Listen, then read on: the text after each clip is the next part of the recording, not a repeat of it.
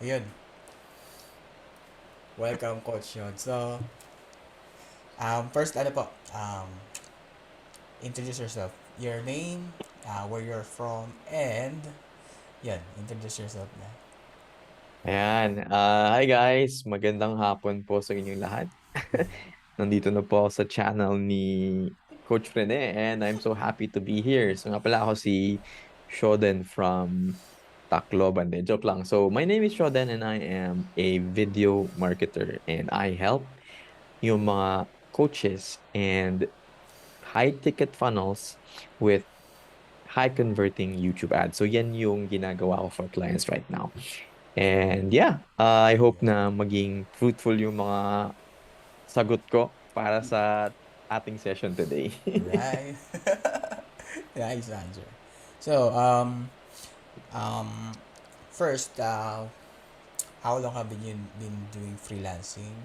And, um, yung mga achievements mo in Wow. doing, Wala, kaya naman yun. Pero hindi, ikwento ko na lang yung nangyari sa akin. So, okay. yung story ko kasi medyo mas matagal na kasi before ako naging video marketer na nag-work online, ang ginagawa ko talaga dati was offline video. So, isa akong documentary filmmaker. And then for the longest time, I was doing that and mga corporate event, pati mga wedding, yung mga same day edit, mga ganun. Kaya napadpad ako sa online freelancing medyo 2017, 2018 na. But I started freelancing in the sense of not being in corporate mga 2012, 2013 pa. So ang kwento nun, after I left the corporate world, I actually got several projects dun sa video ng documentary on climate change. So nangyari nun, nakagawa nga kami ng magandang video. And sakto nun, Yolanda kasi noong 2013 eh. Nakagawa kami ng magandang video for our client. Natuwa sila. Pero after namin pinaghirapan yun kasi syempre sira-sira yung Pilipinas nung time na yun. Ang ginawa lang nila is binayaran lang kami and thank you. Yun lang. Medyo malungkot kasi 'di ba Okay. climate change tayo sa Pilipinas, medyo malaking impact 'di ba sa mga bagyo, sa mga hindi nag-iingat about climate change. Kaya naisip ko, paano kaya magkaroon pa ng impact yung mga videos na ginagawa ko para sa clients even after ko siya na-submit. So para siyang naging question. So kaya nung time na yun, nag-start na yung journey ko on learning how to do video marketing. Meaning, kapag ka gumawa ka ng video, hindi lang thank you. So kahit mataas naman yung bayad nung time na yun, um, hindi lang siya thank you kasi sayang di ba? Yung message tsaka yung impact ng ginagawa mong video, dapat hindi lang siya pagkatapos ng mawala sa newsfeed, di ba? Nag-evaporate yung newsfeed. Yun na.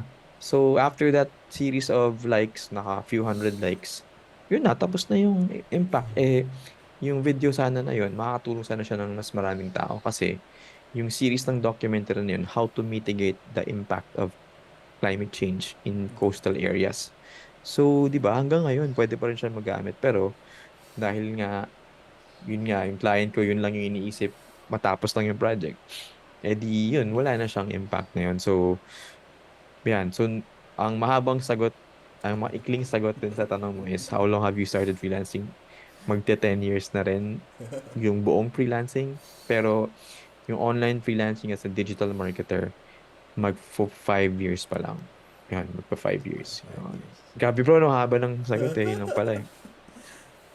Hindi, yung sa 5 years niya, ano yung mga achievements mo na naka, So, dun sa 5 years, sobrang swerte ko kasi yun nga, dun sa bagong paglipat ko, nagkaroon ako ng chance to be working with some of the biggest marketers sa Pilipinas. Yung mga online na mga, sasabi natin mga big names, di ba, natin. So, naka-work ko yung sila Coach John Orana, sila Coach John Pagulayan, Coach Alan Ngo, Coach Julian Canita, Coach lahat ng mga like Marvin De Leon, yung mga bigger names, Ginger Arboleda, yung mga bigger names in the freelancing space. Napadpad ako doon. So, I was able, like for example, in John Pagulayan's case, he actually goes on record to mention na um, because of my videos, kami kasi yung unang gumawa ng ads for the Freelance Movement Tribe. So ako yung unang nag-shoot doon. And he made, ang business, ang Freelance Movement Tribe mismo, actually made 3 million pesos in one Wow. week dun sa pag Mm. setup namin ng funnel na yon. So that's one of those things. Pero more on the money impact is really me, hindi, pinaka-proud ako dun sa community na na-build natin, na kasama Yes. ka din, di ba?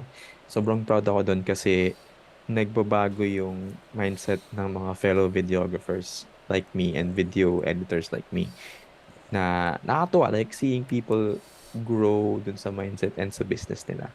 So, yun yung isa sa mga, I would say, big things. Kasi kung achievement lang, meron akong mga case studies that I can actually share later if that's really the question. Pero like, we were able to help a client 11x yung ROAS nila dun sa YouTube ads nila. Wow. Meron kaming ROAS na natalo namin yung Facebook ads na mas nagawa na yung mas mura versus sa Facebook ads.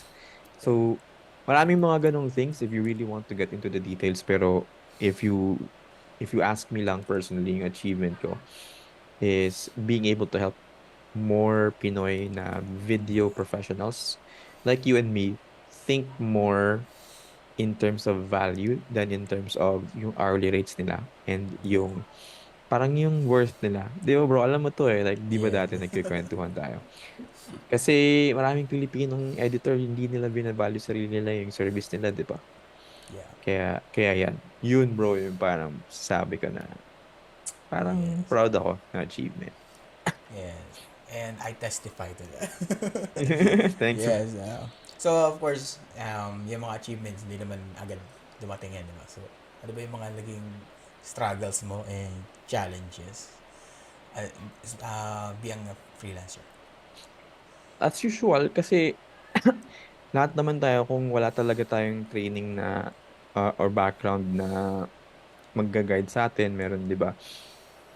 We also always run into trial and error. So dati kasi, nung hindi pa ako thinking like I am right now, yung mga projects ko, although meron din naman mga high ticket, mga seven figures minsan, para yung sinasabi ko na rin before, roller coaster siya. Parang minsan may kita, minsan wala, minsan may kita, minsan wala.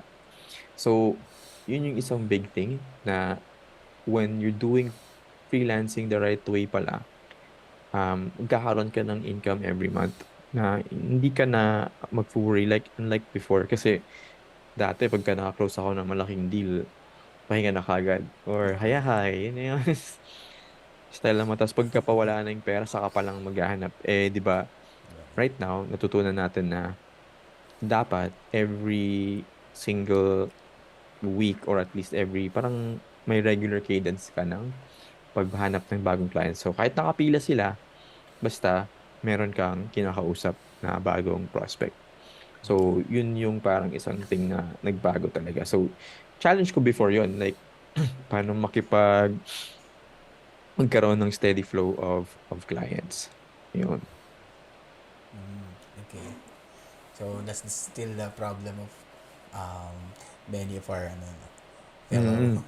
video editors. So, um, regarding naman sa sa routine or habits, kasi bilang freelancers dapat meron tayong healthy habits nung maging pwedeng sa body or sa work ethics. Ano bang mga habits na na-develop mo um, Mhm. na helped you to be the the freelancer like you are now? You know? Yeah. Ano, actually bro, yun nga, yung kung merong mga habit na gusto kong i-share sa mga video creatives who are mostly following the channel ni Rene. It's really the habit of practicing to connect. So kahit hindi ka naman actually nagko-connect sa client, makipagkilala ka lang kahit may makita kang parang pwede mong i-network kasi hindi naman kailangan client lahat eh. Pwede naman industriya na magpasahan kayo ng project in the future or similar na na field pero adjacent lang na market. For example, um, instead of connecting to a prospect, you can connect to somebody who is a Facebook ads expert. Kasi for example, ikaw yung mag-edit ng video ad, and then may ka-partner ka na Facebook ads expert. 'Di ba? Less pressure yun eh. Kasi yung iba, akala nila puro lang client ang kailangan i-connect. Pero ang pwede mo pang gawin is makipag-friends ka sa potentially pwede mo maging ka-collab, maging ka-partner. So, isa yon para hindi ka rin palaging stress out kung, 'di ba? Kasi may nakakabit na stress kasi diyan, 'di ba? Mayroong nakakabit na fear. So, para hindi ka masyadong mag-fear ng experience na yan, dahan-dahan mo lang. Hanap ka ng ibang person to connect to para lang ma-practice yung skill, and then over time, you will actually start to enjoy it. Ayun. Yun. Oo nga eh. Ano ko rin yan eh. Kasi hindi ako masyado nagko-connect dati sa tribe. Mm, 'di ba? So, nung anib, sabi ko, ang dami ko palang hindi ko pa na-connectan. So, that's why, this project came up to me. So, I need to connect with the tribe mates. Yeah. Ayun. Alright, so, ano pa ba? Ito. So, for the benefit naman of for yung mag-starting out pa lang, if you are to start freelancing again, Mm. halimbawa, you start to zero, ano bang gagawin mo? Um, Ano siya bro, palaging babalik ako dun sa part na para ma-avoid mo yung feast or famine na setup as a freelancer. Tapos lalo na pag video freelancer ka. Um, Wala kang business if hindi ka nagpo-prospect. okay. So, ito yung hindi ko na-realize kaagad dati. So, kung alam ko lang na yun pala yung lifeblood ng business mo is makipag-usap sa mga tao, mag-reach out, then sana, yun nga, kung kunyari mawala lahat ng ginagawa ko ngayon, lahat ng business, first thing ko na gagawing habit talaga is maghanap ng makakausap. So, ito pa Okay. yung thing.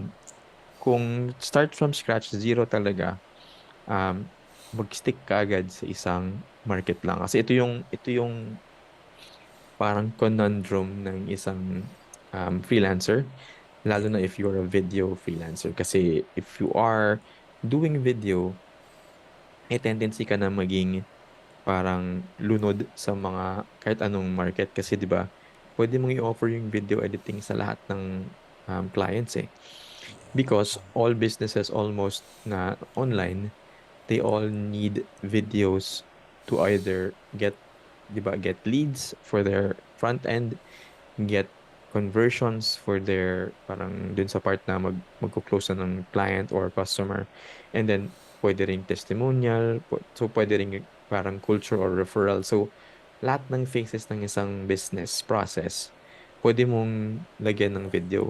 So pasok siya dun sa yung tinatawag natin na revenue line. 'Di ba? So ang sakit sa ulo, 'di ba? So No. kapag alam mong valuable yung offer mo, pero yun nga, hindi ka sure dun sa market mo, magiging sabog-sabog din yung pag-deliver mo ng service. So, if you're starting out, really important, kahit na ano pang sinabi ng mga barkada mo na, oh, kahit sino i-serve mo, really important na maghanap ka and stick to one market muna. So, when I say stick to one, give it around maybe 300 na connect or 300 na outreach. Okay. Para masabi mo talaga na ayaw mo sa kanya or gusto mo sa kanya. Yun pala, yung unang 50 na sumagot sa'yo, iba lang yung lugar na parang hindi talaga sila bagay dun sa lugar na yun, di ba? So, yun siya. Make sure na mag-connect ka and make sure na mag-stick ka lang sa isang market. So, yun yung parang two things na i-advise ko if bagong-bago ka nga. Ayun. Yun. Ayos yan. Talagang start with the market talaga. No? Ah, Okay. So, ayun. Tapos na yung 5 question ko eh. Let's get up close and personal. Coach, sino ba si Coach Shoden before Ah, freelancing? Ano bang mga naging experiences mo ng early years mo that contribute to your personality ayun. today? Pang ano, Sige. artista eh, no?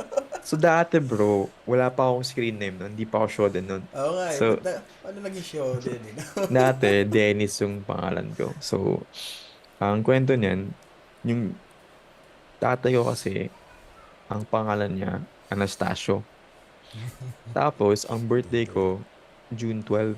So, di ba yung June 12, Independence Day, di ba? Sa Ah, atin okay. sa Pilipinas. No. So, ang gusto dapat nilang ipangalan sa akin, Independencio. Di ba? Hindi, di ba? Kaso, sabi ng nanay ko, huwag mo namang payagan mabuli yung anak mo. Di ba? So, Ganun hindi na lang. ginawang Independencio, ginawa na siyang Dennis. Oh Ah, yeah, tama. so, yung Dennis, over time, nung high school, so, naging Dennis ako for the longest time, bro. Tapos, nung college na ako, meron akong classmate sa Chem 16 na Okay. Dennis din yung pangalan. Di ba? Mm. Kaso, pag tinatawag kami, Dennis, pares kami lumilingon. Di ba? So, Nice. sabi ng teacher, oh, Densyo, parehas pa rin kami lumilingon. Oh. So, ginawa ko, ma'am, ako na lang si Shoden para, ano. Shoden. So, dahil doon, naging Shoden ako. And the rest is history. Hindi, so, yun siya. Yun pala yun. Pero dahil doon, tinatanong ko ng mga tao kung Japanese daw ba ako. Oo nga, tulog niya. Mm. Tapos may Shoden San Mhm. pa. So, hindi naman, wala namang connection. Pero dahil maganda siyang icebreaker kasi 'di ba, in terms of making connections, Yeah. something na unique na about you, pwede mo siyang gamitin as parang uh, an icebreaker element. So, ang ginawa ko, nag-aral ako ng Japanese. Walang, Galing. walang kwento eh. Pero hindi, nakakatuwa siya kasi Oo. nakakuha ko ng client by Ah, parang using yung mga small na mga things like that. So, para siyang, aral ako ng Japanese, tapos natanong kung Japanese ba ako. Sinasabi ko na, Hajimemashite, watashi wa shoden desu. Philippine Daigaku no 5年生です。どうぞよろしくお願いします. So, oh, Japanese ka nga ba? Ay, hindi. Ganun. Pero at least, di ba, meron yes, ng rapport, yes. di ba, ikaw natatawa ka na nga, Tama. di ba? Hindi mo ako kilala ngayon, like how you know me. Kahit pa paano, nag-less, di ba? Napansin mo nag-lesson na yung guard mo. Tama. So, Mahirap po yun. hindi ka na masyadong ilang sa akin. Kahit, kunyari, first time mo lang ako nag-meet. Parang, uy, parang okay yung pangalan niya, di ba? May something in fact, meron akong client na sabi niya, part daw ng branding. Hindi ko alam at that time. Sabi niya, part Branding. daw ng branding ko yon. Kasi daw, meron namang ibang video people. Pero ang nalala niya yung buhok ko na ganito and yung show din na pangalan. Yes. So, yun, kaya kahit medyo wala na akong buhok, hindi ko rin siya tinatanggal bro kasi part ng Ah, yeah. Tapos yun, before ako naging Shoden, ganun din, like many Filipinos or freelancers ngayon, nag-work din ako sa corporate ng matagal, tapos na-realize ko na mahilig pala ako sa photography, tapos later on videography. And parang madaming tao din, nag-ipon muna ng pambili ng unang DSLR, nag-start mag-take ng pictures, tapos nag-practice-practice sa mga event na kaibigan. Alam mo ito eh, alam mo yun, di ba? Pagkatapos mag-practice, may nakakita ng mga pictures ko sa Facebook ko. Tapos nagtanong, pre, kailan ba singil mo sa birthday na shoot? Ah, Oh, yun siya. Tapos ako sabi ko, "Uy, okay ito ah. Mababawi ko yung mahal na hobby na to. Kasi medyo mahal yung mga gear, di ba? oo. Tapos dun siya bro nagsimula. Hindi naman to superpower na nag-aral ako ng filmmaking or stuff like that. Madami ding pangit na videos before, as in, hindi ko rin tinatanggal sa Facebook ko yun. Kung pinuntahan mo, ang daming pangit doon, mga practice videos. Kasi gusto ko rin malaman yung progress ko over time. So, Oo, maganda rin. dapat hindi natin kinakahiya yun, mga, mga unang pangit na video. Mm. So, yun, dun ako dati. And then, nag-start magkaroon ng experience kasi yun nga, ginawa kong skill yung pag-communicate sa client and paghanap ng prospect. So, like I said, hindi lang ako consistent pero yun yung malakas kong skill. And then, na-pair up ko siya with video editing and video storytelling. So, isang tip yun guys. If um, nag-start ka, try mong maghalo ng dalawang skill at Okay. least. 'Di ba? Kasi kapag isang skill mo lang, kailangan ikaw yung number one sa mundo. For example, basketball. Yeah. Ikaw bro, sino ang pinaka number one sa mundo para sa'yo? Number one sa basketball? Oo. Ano? Michael Jordan, of course. Oo, 'di ba? Michael Jordan pa rin nasa isip mo. Oo, diba? Pero, isang skill siya, 'di ba? Okay. So, mayaman siya sa isang skill. Pero, hindi tayo lahat kayang maging pinaka number one sa lahat ng Oo, pinaka top tama. na thing. So, ang pwede mong gawin para medyo comfortable yung life mo, mayaman ka din, maghalo ka ng dalawa or tatlong skill. So, kaya, yung isang astig na skill is palaging hinahalo yung paano mag-communicate. So, Yes. ano to eh, dun ko natutunan to eh. Like, kunya, marunong ka mag-video. Videographer ka. Pero marunong ka mag-communicate, Jason Magbanwa ka. Yes. Oo nga. Pansin mo, di ba? Yes. Pansin mo, pag marunong ka konting kwento, tumakas yung rate mo. Oo nga Ganun eh. siya. Ganun siya bro. Ridiculous So, talaga. isipin mo pa, kung sundalo ka, Okay. tapos marunong ka mag-public speaking or mag-communicate, pag kwentuhan ng maayos, David Goggins ka, di ba? Oo, no? May libro ka, di ba? Oo, no? Marunong ka magkwento eh. So, itry mong dagdagan kung ano mo yung skill mo. On top of that, which is communicating with others.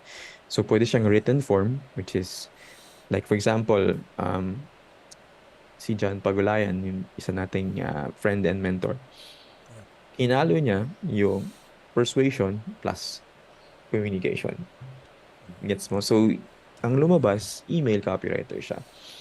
So, nung nalaman ko yan, sabi ko, shit, na blown away ako kasi parang, oo nga, no? Kasi, kunyari, isa kang gumagawa ka ng kutsilyo, di ba? Yes. Gumagawa kang kutsilyo. Magkano lang yung bayad sa'yo nun? Pero kung marunong kang paano i-communicate yung value niya, eh di craftsman ka na. Master sword, di ba? Sword Yes. master ang tawag. Di ba? Kaya mga ganun. Sorry. So, yun yung nakikita ko bro na ano, na difference. So, kahit sa field natin, video editor ka, o di ba pare-pares tayo video editor sa sa sa mundo natin ng mga Pinoy video editors. Pero, kahit pares lang tayo ng level ng galing sa video, even mas magaling ka sa akin or merong ibang tao na mas magaling pa sa atin. Pero hindi nila sinishare, hindi nila communicate yung value nila. Mas mataas pa rin yung bayad sa atin, di ba? Pansin mo yun? Yes. Oo nga. So, yun yung hack. Bro, hindi ko pa nakakwento sa ibang podcast yan. Dito lang. Matindi. Exclusive. Hindi, di ba? Exclusive. Thank you. Ayun. So, ngayon, ano ba mga activities mo ngayon? Mga happening sa buhay mo ngayon? Ano, actually, bro, wala masyado. Kasi, medyo parang swerte na siya at this point na hindi ko na kailangan maghabol ng sobrang daming things. So, yung happenings ko is usually dito sa tribe, sa freelance movement tribe sa ginagawa natin. And then, yung karamihan na things is around family and client work lang. So, yun, pagmamanage ng things na yun. So, kumbaga, yung calendar ko ngayon, medyo butas na yung may mga oras na in the day na wala siyang ginagawa. Like ito, like mag-guest sa podcast mo yun. Pwede na ako maka-attend, di ba? Yeah. Buti naman. Yun. So, ano naman? In the future, ano bang mga goals mo na gusto mo pang ma-achieve? Ano, yun nga kasi dati meron kaming brick and mortar na school na nagtuturo talaga kami ng videography. Yes. Pero dahil sa pandemic, nawala siya. And ngayon, pala kong buhayin uli yun para Tama. makatulong sa mga fellow Pinoy video creatives para din ma-share yung talent nila at a premium rate. Kasi 'di ba parang tinuturo naman yung freelancing at a premium level, 'di ba? Like what you're doing. Pero Yep. I think pwede pa natin siyang ma-refine. Like kung gusto mo talagang mag-focus as a video editor or video ads person, I think marami pang taong gustong matuto doon and pwede pa siyang maging isa pang community na similar to what we are doing sa freelance movement. So, isa yun. And of course, syempre, gusto mo nang kumita ng maayos na pera para ma-share mo yung mga once in a lifetime experiences dun sa family members mo, sa loved ones mo. 'Di ba? Mabigyan mo sila ng um, magandang um, alam mo yung mga adventure, mga ganyan. Para hindi lang puro about work, 'di ba?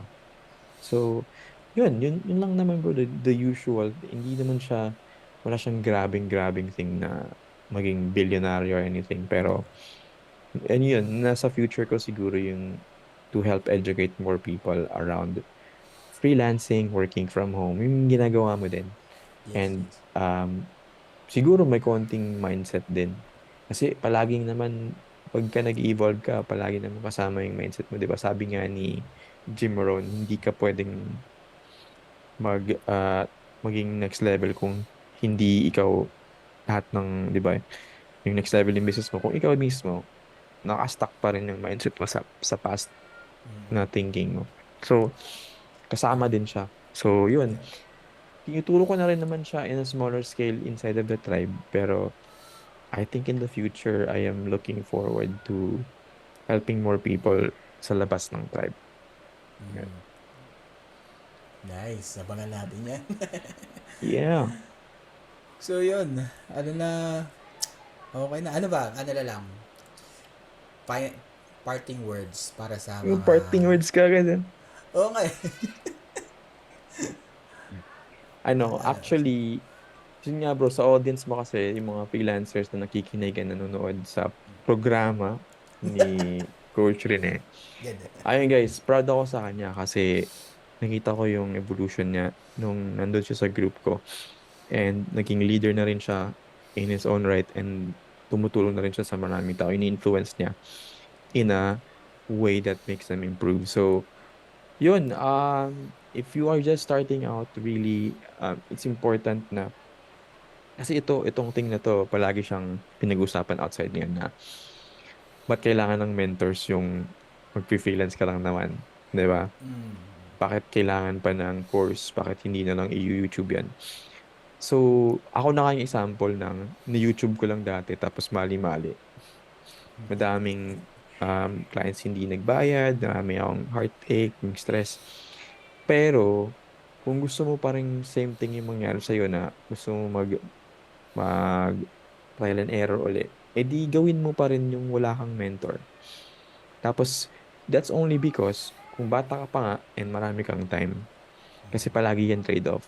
If may time ka, you can do the thing na you can really spend yung errors mo as you go along. Pero if gusto mo maging mas efficient and gusto mo magkaroon ng fast results, look for people na nagkaroon na ng mistake na yon and na-overcome na yun nila yung mistake na yun. Para, like, lalo na sa negotiation, hindi naman magaling mag-negotiate mga videographer eh. 'Di ba? So ako, kinagat ako dun dati. So, meron akong client na sinabi ko yung presyo, ganito. Tapos hindi mo nang pumikit. Parang, okay. So sabi ko siya, Okay. bad trip to. Ang mura lang nabigay ko yung pricing. So, pwedeng mangyari sa yun. Tapos kung wala kang mentor, bahala ka sa buhay mo, di ba? Kakainin mo yun, joke lang. Tatanong-tanong ka sa mga tao na mga kilala mo, mga friends mo, pero wala rin namang alam, Yeah. di ba? Tatanong ka sa YouTube, kailan sasagot, di ba? So, nasa sa'yo yan kung ano talaga yung outlook mo, anong stage mo, kung bata ka, and what type of person you are. Kung ikaw yung DIY person na hindi talaga na humihingi ng tulong, then mas matagal nga lang yung time na kakainin. So yun lang, and I hope na nag-enjoy kayo sa ating very short but I think hopefully insightful Yes. slice at looking at freelancing from a video perspective. All right. Thanks, Rene, for having me over. Yes, thank you rin, Coach. Yun. Ito yung book ko, bro. Ito yung sinasabing Hindi. Bob Ross. Yan o. Hey, Coach, ano Oh. may, yung camera mo ba nandyan sa gitna ng ano? Oo, bro. Oo nga, napansin ko eh. Ayan. So, yun. Ano pa Bumalik na uli naman? yung dati mong ano, yung hair. Ang weird ng blur ng ano, ng artificial blur Oo, versus eh. yung bokeh lang. Yan. So, bro, kung may questions yung mga fans mo, i-forward mo na lang, or i-try nila akong itag kung lalabas sa Facebook, kasi Ah, kung yes, yes. YouTube to, hindi ko makikita yung tag, pero hopefully baka bisitahin ko yung post na dun. Yeah, i-inform kita. Wow. Ang plan ko nga is, ano eh, September. Nice. And ano, siguro ikaw na lang uunahin ko. May mga na-interview na ako eh. Ikaw yung Yun, gagawin no? kong first episode na. And, Sige, sige, bro. yan, Ayos. tulungan mo akong ano, i-promote. Oo, sige Basta ba? itatag kita. Ano eh, Alright. nag-ano kasi, may tinitrain akong mga intern. Kasi karamihan sila may, karamihan sa kanila, mga wala pa talagang skills. So, sabi Mhm. ko, instead of gawin ko lang sarili kong ano to, project to. Nice. I-ano ko na rin, mga SMM sila eh. So, 'di ba? At least patulungan ko silang ma-practice yung kanilang ano. Doon lang rin mga ka-AC ko lang rin sa ano, Kaizen. Mm, Yeah, so gusto ko nga ano, maging parang bongga yung opening nito. Ayun. yun, sige, bro. I'm looking forward for that. And let me know lang, bro, paano natin i-propose. So, send ka, bro, ng poster or stuff like that. Ako So, sige. yung ginagawa namin pang promote is, yun, gagawa lang ng parang social media post, tapos andun yung link sa Okay. podcast. Alright? Yes. Tatry ko rin ano eh, mag ano eh, mga short forms. Kasi Ayun. sumali rin ako Kay kay Eb. ano eh, boy. Oh, nice. Amazing, galing, ganda ng galang ng ano. Oo nga. Si Ganda Eb, ng di ba? Tingnan mo si Eb. Video editor yan. Ano Oo nga magsalita. eh. Ano nangyari? Oh, di ba? Ganun Actually, lang yan, bro. nakausap ko siya nung anim. So, Oh. sabi niya, pinapanood niya raw yung video ko. Sabi ko, Mhm. nahiya ako, hindi ko pa nga na-update eh. Ngayon ko pa lang na-update. So, yan, ngayon ko lang rin siya narinig na mag-talk nung nakaraan. Kahapon. Mhm. So, ang galing. Ganda ng ano. Mindset first ka ano. Nice. Ganda, ganda. Yan. Sige, Coach. Ano na, thank you so much sa iyong time. Napaka-valuable nung binigay mo You sa know. akin. Thanks, bro. Thanks din, bro, sa pagtulong sa GG pa din kahit nasa Kaizen ka na. Oo nga eh. Nakita ko yung ano, mga ginagawa mo. Valuable pa din. Nag-webinar ka pa rin. Yung ano sa mga tao. Salamat, bro. Hindi siya biro eh. Sinasabi ko nga. Yeah. Kasi time mo yun eh. Pero, Oo nga. sinishare mo pa rin. Salamat, bro.